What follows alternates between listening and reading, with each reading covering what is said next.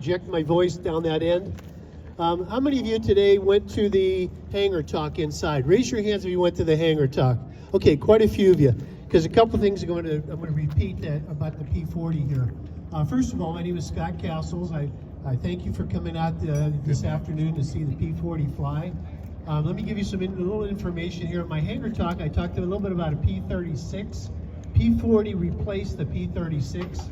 The P-36 had a Pratt & Whitney 1830 engine.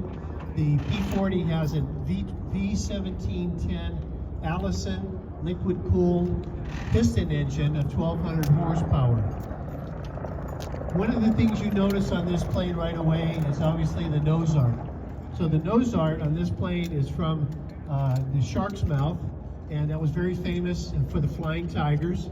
The Flying Tigers were the AVG meaning the American Volunteer Group, who were volunteers during World War II, or before World War II, that were Navy, Marine, and Army. And they would go ahead and volunteer, and they would be part of the Chinese Air Force, believe it or not, and they would help shoot down the Japanese airplanes in 1941 and 1942.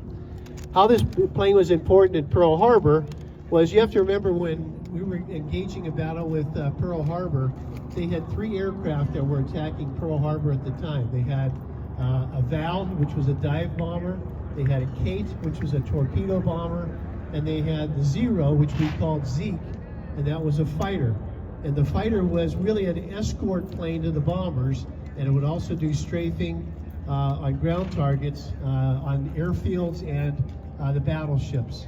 So the first planes that went up in the air to go against the Japanese was a P-40. They took off from Hollywood Airfield. In fact, there was 2 of them that got up in the air. Second Lieutenants George Welch and Kenneth Taylor were flying, and they ended up shooting down 28% of the Japanese planes that went down on that particular day. All P-40s were built in Buffalo, New York.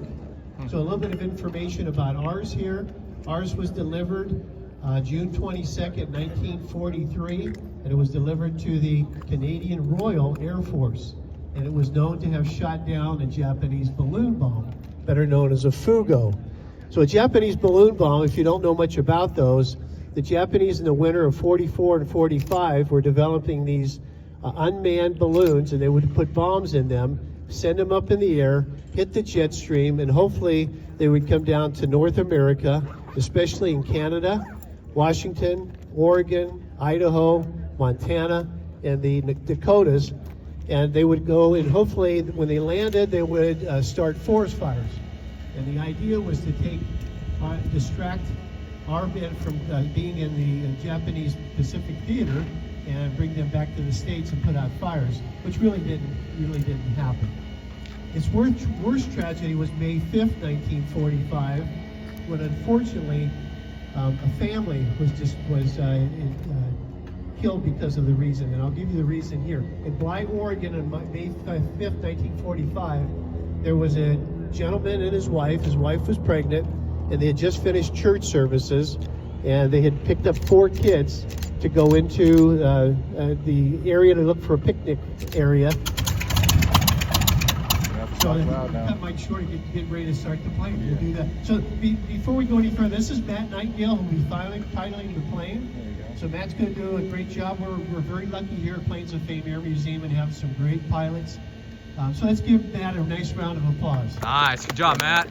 All right, Matt, it's all yours.